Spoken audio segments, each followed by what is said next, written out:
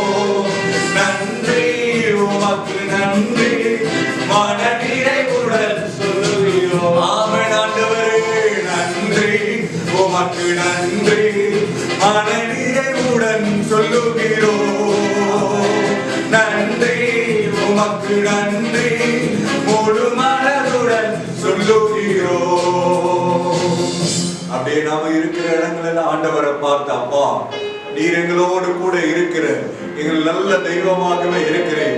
உம்மை போல நல்லவர் யாருமே இல்லை, உம்மை போல வல்லவர் யாருமே இல்லை. எங்களை நேசிக்கிறவர் நீர், எங்கள் மேல் அன்பு செலுத்துகிறவர் நீர். கர்த்தருடைய கிருபை எங்களோடு கூட இருப்பதாக என்று சொல்லி ஆண்டவருடைய நாமத்தை நாம மகிமைப்படுத்தி, ஹalleluya, நீரே பெரியவர் அப்பா, நீரே மகத்துவமானவர் அப்பா, ஹalleluya. எபினேசர் நீர்தானையா இதுவரை உதவினீரே. எபினேசர் நீர்தானையா இதுவரை உதவினீரே. எல்ரோய் எல்ரோய் என்னையுமே கண்டீர், எப்படி நான் நன்றி சொல்வேன்.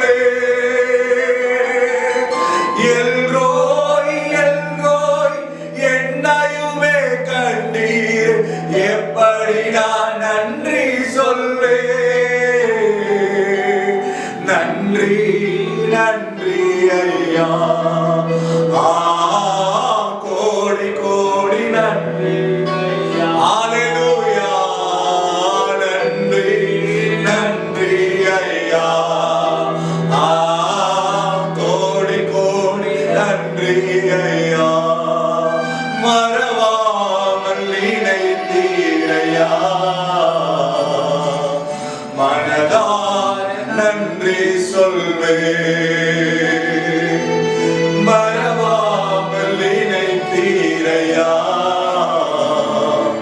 மனதார நன்றி சொல்வே.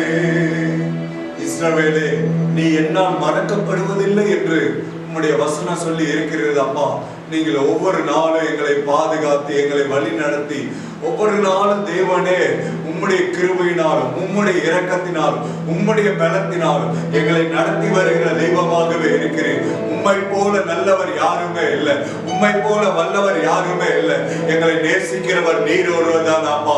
தகப்பன் பிள்ளையை சுமப்பது போல எங்களை ஒவ்வொரு நாளும் சுமந்து ஆண்டவரே வழி நடத்தி வருகிறீரே. இந்த தியான நேரத்தை ஆசீர்வதிக்கிறீரே.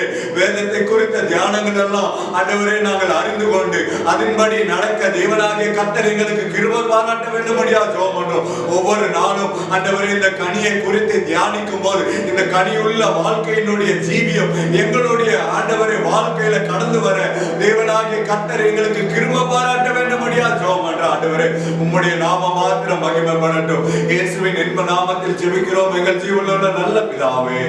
ஆமென், ஆமென். நாம் அப்படியே ஜெப சிந்தனையோடு காணப்படலாம். கர்த்தர் நம்மை ஆசீர்வதிக்க கூடியவராகவே இருக்கிறார். இந்த நாளிலும் இந்த கொரோனா வியாதியினால அநேகர் மரித்து போய் கொண்டிருக்கிறாங்க. இந்த கொரோனாவுடைய தாக்கம் அதிகமாகி கொண்டே இருக்கிறது. வியாதியினுடைய கிருமியினுடைய வைரஸினுடைய தாக்கம் அநேக பேரை பாதித்து அந்த லெவல் இன்க்ரீஸ் ஆகிக்கொண்டே இருக்கிறது. தேவன் தான் இதை கட்டுப்படுத்த முடியும். தேவனால் ஆகாத காரியம் ஒன்றுமில்லை என்று வசனம் சொல்லி இருக்கிறது. கர்த்தர் இதுல கர்த்தருடைய கரம் வெளிப்படணும். கர்த்தர் ஒரு பெரிய மாற்றத்தை கட்டளையிட்டு ஒரு பெரிய ஆசீர்வாதத்தை கட்டளையிட்டு இந்த கொரோனா வியாதியிலிருந்து கர்த்தர் ஒரு பெரிய விடுதலை இந்திய தேசத்துக்கும் தமிழ்நாட்டிற்கும் உலக நாடுகளுக்கும் கொடுக்க வேண்டும்படியாக நாம கர்த்தருடைய சமூகத்துல ஜெபிக்கலாமா?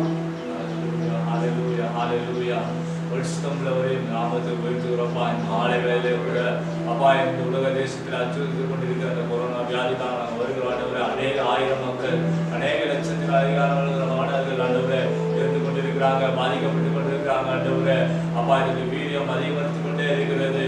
ஆண்டவரை இது மறைமுகமாக அதிகரித்தாலும் கர்த்தர் நாளில் ஆண்டவரை எங்கள் தேசத்துக்கு எடுத்து போடும்படியாக சொல்லிக்கிறோம். ஆண்டவரை இந்த உலக தேசத்திற்கு எடுத்து போடும்படியாக சொல்லிக்கிறோம். ஆண்டவரை இந்த நோயின் தாக்கம் அதிகமாகாதபடி தெய்வ ஆவியானவர் ஆண்டவரை எங்கள் மக்களை எல்லாம் அறிவிலிருந்து நீங்கள் பாதுகாக்கொள்ளும்படியாக சொல்லிக்கிறோம். ஆண்டவரை உம்மால் கூடாத காரியம் ஒன்றுமுறை என்று சொல்லப்பட்டிருக்குது.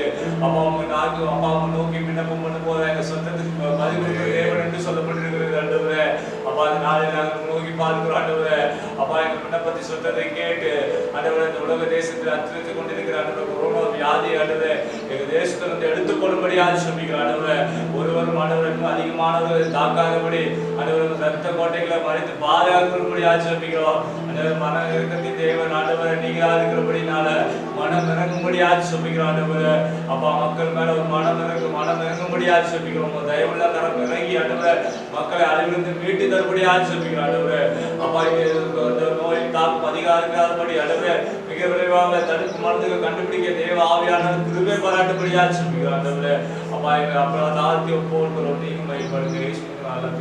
ஆமென், ஆமென். தேவன் நம்முடைய ஜெபத்தை கேட்டபடியால் தேவனை சோதரிக்கலாம். சோதரம் சோதரம்.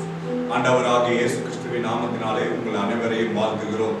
இந்த நாளிலும் உங்களை சந்திக்க தேவனாகிய கர்த்தர் பாராட்டின நல்ல கிருபைகளை எண்ணி நாங்கள் துதிக்கிறோம். நீங்கள் நலமுடன் இருக்கிறீர்கள், சுகத்துடன் இருக்கிறீர்கள் என்பதை நாங்கள் அறிந்து கொண்டு உங்களுக்காக நாங்கள் ஜெபித்துக் கொண்டிருக்கிறோம். கர்த்தர் உங்களை ஆசீர்வதிப்பாராக. நீங்கள் ரெகபோத் ஐசிஆர்எம் சர்ச் அப்படின்ற ஃபேஸ்புக் பேஜை நீங்கள் சப்ஸ்கிரைப் பண்ணி இந்த பெல் பட்டன் அமுத்திட்டீங்கன்னா 6 மணியிலிருந்து இந்த நோட்டிஃபிகேஷன் வந்து நீங்கள் அந்த ப்ரேயருக்கு ஆயத்தமாகும்படியாக அந்த நோட்டிஃபிகேஷன் வரும். நீங்கள் அதில் ஆயத்தப்படும்படியாக கேட்டுக்கொள்கிறோம்.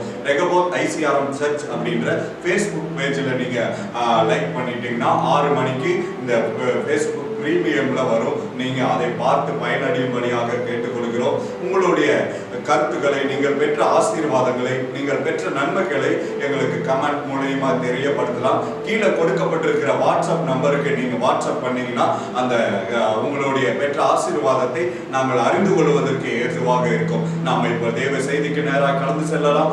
ஒரு எதிர்பார்ப்போடு இருங்க. கர்த்தர் நம்முடைய வாழ்க்கையில ஒரு பெரிய மாற்றத்தை கட்டளையிடுவார். கிறிஸ்துவுக்குள் பிரியமானவர்களே, இயேசுவின் நாமத்தினாலே யாவருக்கும் அன்பின் வாழ்த்துக்கள். நம்மை நாமே ஆராய்ந்து பார்க்கிற நேரத்துக்கு நேராக உங்களை அன்புடன் அழைக்கிறோம். தேவன் எதிர்பார்த்து கொண்டிருக்கிற ஒரு கனியுள்ள ஒரு வாழ்க்கை குறித்து நாம் தொடர்ந்து பார்த்து கொண்டிருக்கிறோம். அநேகருக்கு பிரயோஜனமாக இருந்தது என்று சொல்லி ஒவ்வொரு நாளும் உங்களுடைய வார்த்தை அநேகர் பார்த்து செய்யக்கூடிய காரியம் எங்களை அதிகமாக உற்சாகப்படுத்துவது மாத்திரமல்லாதபடி தேவ சித்தம் இந்த நாட்களிலே ஜனங்களுக்கு சேர வேண்டிய சரியான காரியம் சேருகிறது என்கிற ஒரு பெரிய நம்பிக்கையோடு கடந்து செல்கிறோம். ஆண்டவருடைய நாமம் மகிமைப்படட்டும். ஏற்கனவே கனிகளை குறித்து ஆராய்ந்து வருகிற நேரங்களிலே அன்பு, சந்தோஷம், சமாதானம், நீடிய பொறுமை என்பதை குறித்து கடந்த நாட்களிலே நாம் பார்த்து கொண்டு வந்தோம். எனவே தேவநாம மகிமைக்காக நேற்று தினத்தில் நீடிய பொறுமை என்று சொல்லும்போது அந்த மனுஷனுக்கு மிகவும் அவசியம். அவசரப்பட்டு தேவைகளை சந்திக்க வேண்டும் என்று நினைக்கிற இந்த காலகட்டத்தில் தேவன் நம்மளை பார்த்து சொல்கிற ஒரு காரியம் ஒரு நீடிய பொறுமை என்று சொல்லக்கூடிய ஒரு காரியம். அதாவது வேதம் சொல்லுகிறது நீடிய பொறுமை குறித்து, கர்த்தருக்கு நீடிய பொறுமையோடு நாம் காத்திருக்கும் போது அவர் நம் பக்கமாய் சாய்ந்து நம்முடைய வேண்டுதலை கேட்பார் என்று சொல்லி நிச்சயமாகவே இந்த வார்த்தை ஆறுதலாய் இருந்திருக்கும் என்கிற ஒரு பெரிய நம்பிக்கை உண்டு. அந்த நாட்களிலே ஆபிரகாமை குறித்தும், யாக்கோபை குறித்தும், யோசேப்பை குறித்தும், யோபுவை குறித்தும் அவர்கள் நீடிய பொறுமையோடு இருக்கும்போது தேவன் செய்த நன்மையை குறித்து நாம் பார்த்தோம். இந்த நாளிலே ஆவியின் கனிகளில் ஒன்றாக இருக்கக்கூடிய தயவை குறித்து, கைண்ட்னஸ், தயவை குறித்து நாம் பார்க்கக்கூடியதாக இருக்கிறது. தயவு என்று சொல்லும்போது தேவனிடத்துல நமக்கு கிடைக்கக்கூடிய தயவு நம் மூலமாக மற்றவர்களுக்கு கிடைக்கக்கூடிய தயவு. தேவர் பரிபூரணம் உள்ள தேவன். அவர் அந்த தயவை நமக்கு ஈவாக கொடுக்கிறார் என்று சொல்லப்பட்டிருக்குது. தயவு என்று சொன்னால் அதுக்கு மற்றொரு அர்த்தம் இரக்கம் என்று அர்த்தம். இரக்கம் பாராட்டுகிற ஒரு காரியம். எனவே தேவன் நம்மேல் இரக்கம் பாராட்டுகிற ஒரு காரியம்.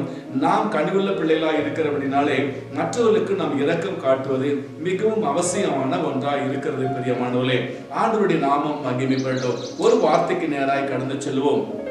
பிலிப்பியரின் புத்தகம் 2ஆம் அதிகாரம் 13வது வசனம் இப்படியாக சொல்கிறது: ஏனெனில் தேவனே தம்முடைய தயவுள்ள சித்தத்தின்படி விருப்பத்தையும் செய்கையையும் உங்களில் உண்டாயிருக்கிறவராயிருக்கிறார் என்று சொல்லப்பட்டிருக்கிறது. அப்படி என்றால் என்ன அப்படின்னா, தேவன் அவருடைய சித்தத்தை பரலோகத்தில் நிறைவேற்றிக் கொண்டிருக்கிறார். அந்த சித்தத்தை இந்த பூமியிலே செய்ய வேண்டும் என்று சொல்லி நினைக்கிறார். அது மாத்திரமல்ல, அவருக்கென்று சில விருப்பங்கள் உண்டு. அந்த விருப்பத்தின் அடிப்படையிலே இந்த பூமிக்கு வந்தார். அந்த விருப்பத்தையும் இந்த பூமியிலே நிறைவேற்ற அவர் விருப்பப்படுகிறார். எனவே தன்னுடைய சித்தத்தையும் தன்னுடைய விருப்பத்தையும் நிறைவேற்றுவதற்காக தான் தேவன் உங்களையும் என்னையும் பயன்படுத்திட்டு இருக்கிறாரு. சோ அவர் கடந்து வரல, உங்களையும் என்னையும் மையமாக கொண்டு அவருடைய சித்தம் இந்த பூமியில நிறைவேறுவதற்கு, அவருடைய விருப்பம் நிறைவேறுவதற்கு தேவன் என்ன செய்யறாரு அப்படின்னா உங்களையும் என்னையும் பயன்படுத்திட்டு இருக்காரு. அப்படின்னா தேவன் நம்மேல் வைத்த அந்த இரக்கத்தின் நிமித்தமாய், தயவு நிமித்தமா நீ நினைக்கலாம், ஆண்டவர் தன்னுடைய சித்தத்தை செய்வதற்கு, தன்னுடைய விருப்பத்தை செய்வதற்கு என்ன பயன்படுத்திருக்கிறாரா அப்படின்னா, நான் அந்த அளவுக்கு பெரியவனா, அந்த அளவுக்கு நீதிமானா, அந்த அளவுக்கு ஆண்டவரோடு ஒப்பிட்டு பார்க்கக்கூடிய ஒரு மனுஷனா? இல்லையே.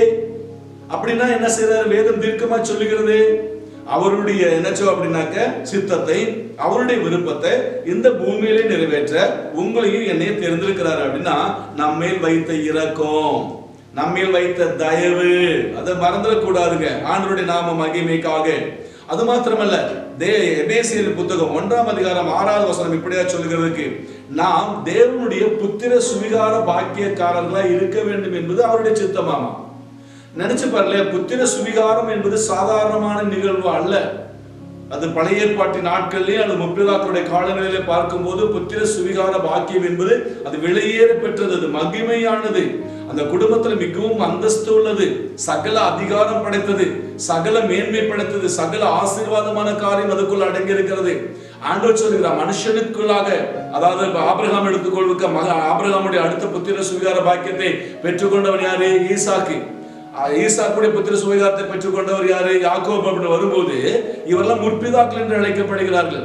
எனவே தேவன் மனுஷனுடையதல்ல, தேவன் உங்களையும் என்னையும் அவருக்கு புத்திர சுவிகாரராய் இருக்கும்படியாக இந்த பூமியிலே நம்மளை வைத்திருக்கிறார் என்று சொன்னால் இது ஒரு சாதாரணமான நிகழ்வு அல்ல.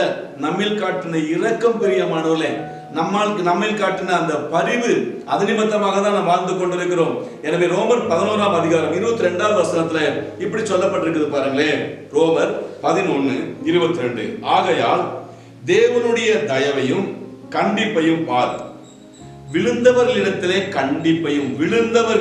கண்டிப்பையும் உன்னிடத்திலே தயவும் காண்பித்தார், அந்த தயவிலே நிலைத்திருப்பாயானால் உனக்கு தயவு கிடைக்கும். நிலைத்திராவிட்டால் நீயும் வெட்டுண்டு போவாய் என்றுதான் வேதம் சொல்கிறது. தேவனுடைய நாம மகிமை பெறட்டும். பிரியமானவர்களே, இங்க அருமையா சொல்லப்பட்டிருக்கிறது, தேவ தயவினாலே உனக்கு தயவு கிடைத்திருக்கிறது. பெரிய மனுஷன் நினைக்கல, நீங்களும் நான் நீதிமான் என்று நினைக்கல, நீங்களும் நான் இந்த உலகத்துல பயங்கரமாய் தேவனுக்கு ஒத்த நிலையில வாழ்ந்துட்டு இருக்கிறோங்கிறதுக்காக இல்ல, தேவன் தன் நம்மேல் வைத்த தயவு நிமித்தமாக தயவு கிடைச்சிருக்குது. அந்த தயவுல நம்ம நிலைத்திருக்கணுமாமா. என்ன என்ன என்று நினைத்து இந்த மகிமையை மேல் வைத்திருக்கிறாரு, அவருடைய சித்தத்தை நிறைவேற்ற என்ன தெரிந்திருக்கிறாரு, அவருடைய விருப்பத்தை நிறைவேற்ற என்ன தெரிந்திருக்கிறாரு. நான் இந்த உலகத்துல அவருக்கு புத்திர சுவிகார பாக்கியத்து உள்ளவனாக இருக்க வேண்டும் என்று சொல்லி என்னை நினைத்திருக்கிறாரு. அதனால ரோமல சொல்லப்பட்டது, அவர் காட்டினார்ல தயவு, அந்த தயவுல நிலைத்திருக்கணுமாமா. அந்த தயவுல நம்ம எப்படி இருக்கணுமாமா? நிலைத்திருக்கணும். ஒருவேளை அதுல விழுந்து போனோம் அப்படின்னா வெட்டுண்டு போவோம் என்று சொல்லப்பட்டிருக்கிறது. தேவன் ஒரு நோக்கத்துக்காக உங்களை அழைத்திருக்கிறாரு. நியாயாதிபதிகளின் புத்தகம் 13ஆம் அதிகாரம் 5வது வசனத்துல அந்த சாப்டர்ல பாத்தீங்க அப்படின்னா சிம்சோனை பற்றி சொல்லப்பட்டிருக்கிறது.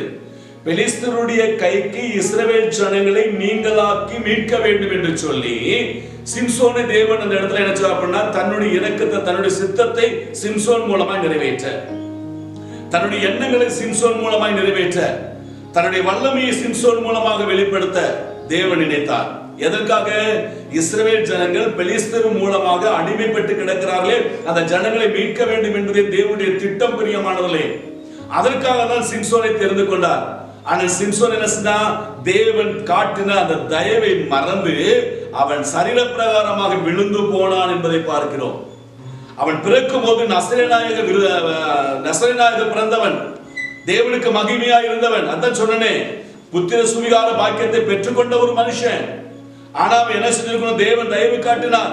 பெலிஸ்தருடைய கைக்கு இஸ்ரவேல் ஜனங்களை மீட்பதற்கு அந்த சிம்சோன் அவசியம் என்றுதான் தேவன் அவனை படைத்தார். தேவன் இரக்கம், தேவ வல்லமை அவனிடத்தில் வெளிப்பட்டது, தேவ மகிமை வெளிப்பட்டது. அது நன்றாகவே தெரியும். சிம்சோனை குறித்து நம்ம வாசிக்கும் போது ஒரு சாதாரணமான மனுஷன் அல்ல. தேவ வல்லமை என்று சொல்லும் போது சிங்கம் ஒரு நாள் தனியாக வருகிறது, பாலசிங்கம் என்று சொல்லப்பட்டிருக்கிறது. தேவ வல்லமை, தேவ ஆவியானவர் அவனோடு இருந்தபடினால் அதை கிழித்து போட்டான் என்று சொல்லப்பட்டிருக்கிறது. சாதாரணமான நிகழ்வு அல்லங்க. 300 நரிய பிடிச்சு அதனுடைய வாழ்வியல்ல பந்தத்தை கட்டி அனுப்புறான் அப்படின்னா ஐயோ, அதை நினைச்சு பார்க்கவே முடியல. அவ்வளவு பெரிய காரியம். கர்த்தர் தன்னுடைய வல்லமையை சிம்சோன் மூலமாய் வெளிப்படுத்த தேவனுக்கு சித்தம். ஆனா நடந்தது என்ன? அவன் சரீர பிரகாரமாக விழுந்து போய்விட்டான். அதனால அவன் வெட்டுண்டு மடிய வேண்டி வந்தது. அதுதான் நமக்கு என்ன செய்யப்படுறது? ரோமர்ல சொல்லப்படுறது, தேவ தயவினால் உமக்கு தயவு கிடைத்திருக்கிறது. எனவே தேவ பிள்ளைகளாகிய நாம தேவ தயவினால் நான் வாழ்ந்துட்டு இருக்கிறேன் அப்படின்னு நிலைத்திருக்கணுங்க. இந்த நிலைத்திருக்க வேண்டிய இந்த காலகட்டத்துல உலக பிரகாரமாகவோ சரீர பிரகாரமாகவோ வாழ்வது சரியான காரியம் அல்ல. இந்த தயவு என்பது தேவன் நமக்கு காட்டின ஒரு கனி, அது அவசியமானது. இதை குறித்து நம்ம அலட்சியம் பண்ணக்கூடாது. ஆண்டவருடைய நாமம் மகிமை பெறட்டும். இதை சிம்சோனை தேவன் தன்னுடைய திட்டத்தை நிறைவேற்றுவதற்கு சிம்சோனை அனுப்பினார். ஆனால் சிம்சோனோ மாமிச பிரகாரமாக வாழ்ந்தது நிமித்தமாக அவன் அழிந்து போனான். தேவனுக்கு பிரியமாய் வாழ முடியவில்லை. தேவ சித்தம் அவன் மூலமாய் நிறைவேற்ற முடியாமல் போய்விட்டது. தேவனுடைய அந்த திட்டம் அவன் மூலமாக நிறைவேற்ற முடியாமல் போய்விட்டது. எனக்கு அருமையானவர்களே, கேட்டுக்கொண்டிருக்கிற உன் மூலமாக, உன் குடும்பத்தின் மூலமாக தேவன் ஒரு திட்டத்தை நிறைவேற்ற அவர் நினைக்கிறார். தேவ சித்தம் உன் மூலமாக நிறைவேற வேண்டும் என்று நினைக்கிறார். எனவே தேவன் உன்மேல் தயவு வைத்திருக்கிறார். உன்னை நீதிமான் என்று தேவன் தெரிந்து கொள்ளவில்லை. தேவனுக்கு நீ தேவை உன் மூலமாய் காரியத்தை செய்ய வேண்டும் என்று சொல்லி என் தேவனுடைய திட்டமாய் இருக்கிறபடினாலே கேட்டுக்கொண்டிருக்கிற அருமையான சகோதரி சகோதரியே, இந்த வேளையில் ஆண்டவருடைய சமுத்திரத்தை ஒப்புக்கொண்டு அதில் நிலைத்திரு. ஒருவேளை நிலைத்திராதபடி மாமிச பிரகாரமாய் நாம் செயல்படுவோம் என்றால் என்ன நடக்கும்? சிம்சோனுக்கு ஏற்பட்ட நிலைதான் நமக்கு கடந்து வரும். ஆண்டவருடைய பார்வையில நிறைய மனுஷர்களுக்கு நினைச்சது அப்படின்னா தயவு கிடைத்தது இல்லைங்களா? நமக்கு தெரியும். தானியேலின் புத்தகம் 1ஆம் அதிகாரம் 9வது வசனத்தை குறித்து நமக்கு நல்லா தெரியும். தானியேல் புத்தகத்தை குறித்து தானியேல் என்ன செய்யறாரு அப்படின்னாக்க அங்க அடிமைத்தனத்துல இழுத்து போகிறாரு. அங்க கடந்து போற இடத்துல நினைச்சோம் அப்படின்னாக்க இஸ்ரவேலில் இருந்து கடந்து வந்த யூத ஜனத்துல காணப்படுகிற விசேஷமான ஞானமுள்ள பிள்ளைகளை அவன் தெரிந்து கொள்றான். அதுல ஒருத்தன் தான் யாரு அப்படின்னாக்க இந்த தானியேலை குறித்து அங்க சொல்லப்பட்டிருக்குது. எல்லாருக்கும் ராஜ ஆகாரங்களை கொடுத்து அவன் புஷ்டியோடு ஞானத்தோடு வளர வேண்டும் என்று சொல்லி அந்த ராஜாவுடைய திட்டம் நோக்கம் அதுதான். ஆனா அவர் சொல்றாரு, இருதயத்திலே ஒரு தீர்மானம் எடுத்துக்கொண்டான், ராஜாவுடைய போஜனத்தை நான் உட்கொள்ள மாட்டேன் என்று சொல்லி, ஆண்டவரே எனக்கு நான் நினைச்சேன் அப்படின்னாக்க மரகரிகளை நான் உண்டு உமக்கு மகிமையான வாழ்வேன் ஆண்டவரே, அவர்களை போல உலக பிரகாரமாய் வாழ்கிற மனுஷனை போல் வாழாதபடி நான் வித்தியாசமானவனாய் இருப்பேன் என்று சொன்னார். அவங்க என்ன நடந்திருக்கணும்? அடிமை கண்டிப்பா கேட்டிருக்கணும். ஆனா இங்க நினைச்சாரு அப்படின்னாக்க வேதம் தீர்க்கமா சொல்கிறது, பிரதானிகளுடைய கண்களிலே அவனுக்கு தயவு கிடைத்தது. அங்க சட்டத்தின்படி அல்ல, இவன் நினைத்தபடிதான் என்ன செய்தது அப்படின்னாக்க நடந்ததுங்க. இது ஒரு விசேஷமான ஒரு காரியம். எனவே அந்த தயவு, பிரதானியுடைய கண்களிலே தயவு கிடைப்பதற்கு தேவன் நினைச்சார் அப்படின்னாக்க கிருபை பாராட்டினார். ஆதியாகமம் புத்தகம் 39ஆம் அதிகாரம் 21வது வசனத்தை நம்ம பார்க்கிறோம். யோசேப்பு சிறைச்சாலையில் அடைக்கப்பட்டிருக்கிறான். யோசேப்புடைய வாழ்க்கை நமக்கு தெரியும். சிறைச்சாலையில் அடைக்கப்பட்டிருக்கும் போது சிறைச்சாலை தலைவர்களுடைய கண்களிலே என்ன செஞ்சதாமா? தயவு கிடைத்தது என்று சொல்லப்பட்டிருக்கிறது. இது யாருடைய சித்தம்? தேவ திட்டம். யோசேப்பு மூலமாக தேவன் பெரிய காரியம் செய்வதற்கு மனுஷன் மூலமாக தயவு கிடைக்க தேவன் நல்லவராய் இருக்கிறார். எனக்கு அருமையான சகோதரி சகோதரி, உன் மூலமாய் தேவன் திட்டத்தை நிறைவேற்ற அவருடைய சித்தம் நிறைவேற கண்களிலே நீ வாழ்ந்து கொண்டிருக்கிற இடத்துல தேவன் தாமே உனக்கு தயவு பாராட்ட அவர் நல்லவராய் இருப்பார். பிரியமானவர்களே, ஆண்டவருடைய நாம மாத்திரமே மகிமைப்படட்டும். அதே போலதானே ஆதியாகமம் 39ஆம் அதிகாரம் 4ஆம் வசனம் அதே யோசேப்பை குறித்து சொல்லப்பட்டிருக்கிறதுல, அவர் போத்திபார் வீட்டுல அவன் எல்லாவற்றுக்கும் விசாரணைக்காரனாய் இருந்த ஒரு அடிமைங்க, விற்கப்பட்ட ஒரு மனுஷங்க. தேவ தயவு அவன் மேல் இருந்தபடினாலே, தேவனுடைய மகிமை அவனோட இருந்தபடினாலே போத்திபார் வீட்டுல அவனுக்கு ஒரு நினைச்சோ அப்படின்னா ஆளுகை செய்யக்கூடிய நிலைமையில கர்த்தர் வைத்திருக்கிறார் என்றால் ஒரு சாதாரணமான காரியம் அல்ல. அது தேவன் அந்த மனுஷன் மேல, யோசேப்பு மேல காட்டின தயவாக இருக்கிறது. எனவே தேவனிடமிருந்து அந்த கனியை பெறுவதற்கு நாம் ஆயத்தம் உள்ளவர்களாக இருக்க வேண்டும். அது மாத்திரமல்ல, நாம் கனி கொடுக்கக்கூடியவர்களாக இருக்க வேண்டும். பெற்றுக்கொள்வது மாத்திரமல்ல, தேவன் நமக்கு கொடுக்கிறார், நான் இல்லை என்று சொல்லவில்லை. ஆனால் என்ன சொல்லப்பட்டிருக்குது அப்படின்னாக்க அங்கே அருமையா சொல்லப்பட்டிருக்குது, நமக்கு கொடுக்கப்பட்டிருக்கிற அந்த தயவுங்கிற கனி இருக்கு இல்லைங்களா, அது மற்றவர்களுக்கும் காட்ட வேண்டும். அருமையா ஆதியாகமம் புத்தகம் 50ஆவது அதிகாரம் 16ஆவது வசனத்துல இப்படி சொல்லப்பட்டிருக்குது. இறுதியான காலங்கள் யாருக்கு? யாக்கோபுக்கு. அவன் மரிப்பதற்கு நாட்களுக்கு முன்பதாக யோசேப்பை கூப்பிடுறாரு. யோசேப்பு வந்து நிக்கிறான், முடியாத சூழ்நிலை, அப்பான்னு சில நாட்களை இறந்து போயிடுவாரு. அதனால யாக்கோபு தன்னுடைய மகனாகி யோசேப்பை பார்த்து சொல்லக்கூடிய ஒரு காரியம் தான் இந்த பகுதியில அங்க பதிவு செய்யப்பட்டிருக்குது. என்ன பதிவு செய்யப்பட்டிருக்குது? யோசேப்பு, உன்னுடைய சகோதரர்கள் எல்லாம் உனக்கு தீங்கு செஞ்சாங்க, ரொம்ப துரோகம் பண்ணினாங்க, ஆனா அதுக்காக அவனை தண்டிச்சிடாதப்பா, அவங்களுக்கு நீ தயவு காட்டுப்பா அப்படின்னா. யோசேப்பு அவங்க அப்பா சொல்றது மாத்திரம் இல்ல, சொல்றதுக்கு முன்பதாக தேவ திட்டம் அதானே செஞ்சா. அதுதாங்க தயவுங்கிற கனி. துரோகம் பண்ணாங்க, எல்லா சகோதரர்களும் ஒன்னா இருக்கிறாங்க, இவனை மட்டும் அடிச்சு நொறுக்கி குழிக்குள்ள தூக்கி போட்டு அவனை கொன்றுணும் முடிவு பண்ணாங்க. ஏதோ ஒரு மனுஷன் மூலமாக, அவங்க அண்ணன்ல ஒருத்தர் மூலமாக தயவு கிடைச்சி அவனை என்ன செய்யறாங்க அப்படின்னா அடிமையாக விற்று போட்டார்கள் அப்படின்னு பாக்குறோம். அந்த நாட்டுல அடிமைங்கிறது சாதாரணமான காரியம் இல்லைங்க. அடிமை என்று சொன்னால் ஒரு நாளைக்கு ஒரு முறை மட்டுமே சாப்பாடு கிடைக்கும், படுப்பதற்கு சரியான இடம் இருக்காது, நல்ல முறையில் இருக்க முடியாது, பயங்கரமாய் கடினமாய் உழைக்க வேண்டி வரும். அப்படிப்பட்ட ஒரு நிகழ்வு. சந்தோஷமாய் சமாதானமாய் வாழ முடியாது. அடிமையாய் காணப்பட்டான். எவ்வளவு வேதனைப்பட்டிருப்பான், எவ்வளவு அவமானப்பட்டிருப்பான், எவ்வளவு கஷ்டப்பட்டிருப்பான். யாரால? தன்னுடைய சகோதரர்களால் தானே. உள்ளுக்குள்ள அப்படியே நினைச்சோம் அப்படின்னா வேதனை எப்படி இருக்கும்? அத்தனை வேதனையும் அடக்கிட்டு இருக்கிறானே. ஆனா வேதம் சொல்லுகிறது, யோசேப்பு ஒரு கனித்தரும் செடியாக காணப்பட்டான். அவன்கிட்ட தயவுங்கிற ஒரு கனி அவன்கிட்ட வெளிப்பட்டுச்சு. என்ன தயவு? அவ்வளோ குற்றங்களை செய்த வேதனைப்படுத்தின அவன் சகோதரர்களாம் கடந்து வரும்போது அவளை தண்டிக்காதபடி அவன் மீது என்ன செஞ்சான் அப்படின்னாக்க தயவு காட்டினான், பரிவு காட்டினான், இரக்கம் காட்டினான் சொல்லப்பட்டிருக்கு இல்லைங்களா? இது ஒரு கனிப்பிரியமானவர்களே.